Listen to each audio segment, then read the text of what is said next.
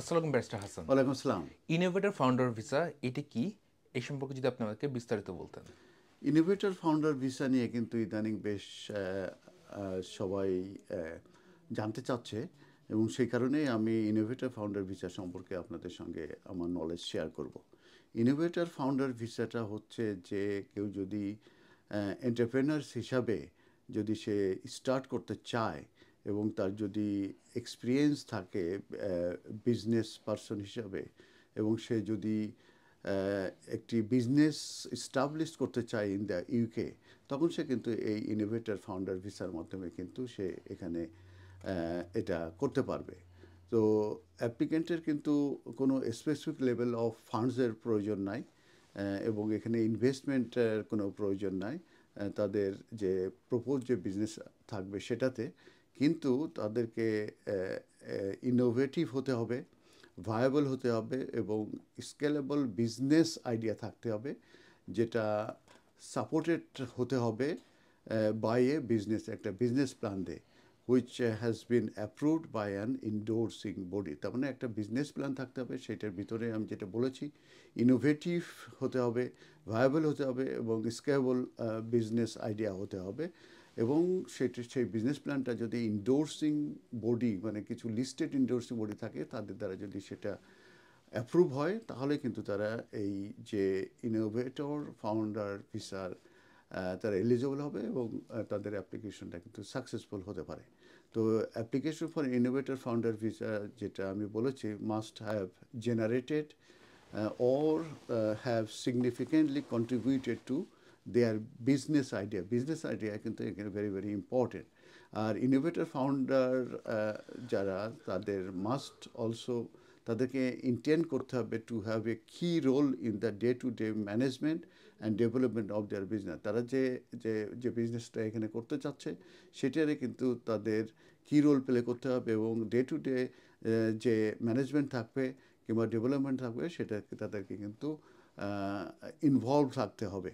এবং innovator founder visa এটা valid থাকে ফর 3 ইয়ার্স এবং এটা লিড করতে পারে directly to the indefinite leave to remain in the UK. That means 3 বছর পরে কিন্তু আইলার দেওয়া যেতে পারে এই 3 বছর কমপ্লিট হওয়ার পরে। তো ইনোভেটর ফাউন্ডার ভিসা অ্যাপ্লিকেশন এটা সহায়তা করে থাকে তাদের যে পার্টনার আছে কিংবা চিলড্রেন আন্ডার এজ, তারা কিন্তু সঙ্গে আসতে কিংবা পরবর্তীতে কিন্তু ইউকে তারা আসতে পারবে।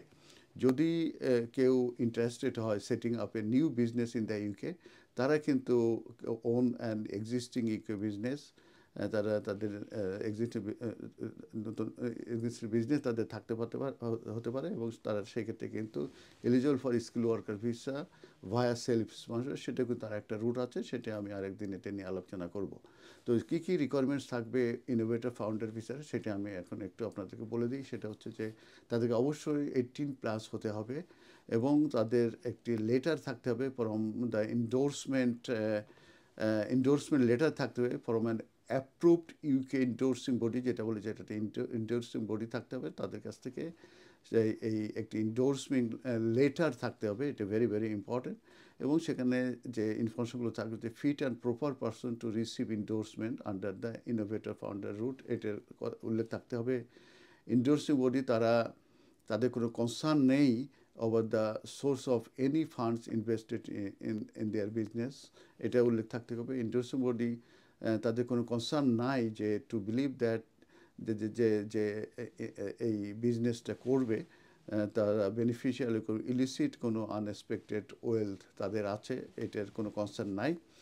এবং বিজনেস প্ল্যানের কথা বলা আছে এবং either generated or made a significant contribution to the ideas in that business. Business প্ল্যানে আমি যেটা বারবার বলছি যে তারা জেনারেটেড করবে সিগনিফিক্যান্টলি যে এটা কন্ট্রিবিউশন টু দ্য আইডিয়াস, আর তারা ডে টু ডে যে রোল আছে সেগুলো ক্যারি আউট করবে তাদের যে বিজনেস প্ল্যানে থাকবে এবং অ্যাটলিস্ট 2 কানেক্ট পয়েন্ট তাদের মিটিং পয়েন্ট থাকবে যেখানে ইন্ডোর্সিং বডি রেগুলারলি ইন্টারভেল করতে পারবে।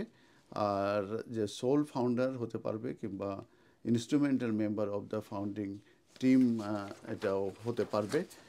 আর আরও কিছু রিকোয়ারমেন্টস আছে, সেগুলো আমি বলবো আপনাদের সঙ্গে, সেটা হচ্ছে যে ইনোভেটিভ, ভায়াবল এবং স্ক্যাবল বিজনেস ভেঞ্চার হতে হবে, এটা বারবার বলতে চাই। এরপরে যেটা আছে যে এন্ডোর্সমেন্ট লেটার যেটা ইস্যু হবে, এটা মোর দ্যান 3 মান্থসের বাইরে হতে হবে না, দ্যাট মিনস 3 মান্থসের ভিতরে হতে হবে ডেট অফ অ্যাপ্লিকেশন থেকে।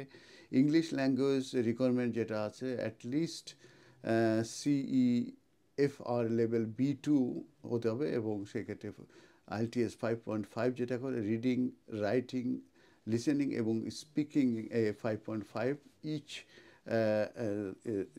প্রত্যেকটাতে আলাদাভাবে পাইতে হবে। আর যদি আউটসাইড অফ দ্য UK থেকে কেউ যদি আসতে চায়, সেই ক্ষেত্রে তাদেরকে যদি 12 মান্থের বিন লেস দেন 12 মান্থ, সেই ক্ষেত্রে তাদেরকে 1270 পাউন্ড তার নিজের জন্য সাপোর্ট মেনটেন্যান্স দেখাতে হবে, plus 285 for the dependent and পার্টনারের জন্য 315 পাউন্ড, আর চাইল্ডদের জন্য 200 পাউন্ড ইচ অ্যাডিশনাল চাইল্ডদের জন্য। অ্যাপ্লিকেশন অবশ্যই যেন জেনারেল গ্রাউন্ডস ফর রিফিউজালের ভিতরে না পড়ে, এবং একটা টিবি সার্টিফিকেট জমা দিতে হবে। এই ছিল এই ইনোভেটর ফাউন্ডার ভিসার বেসিক জিনিস।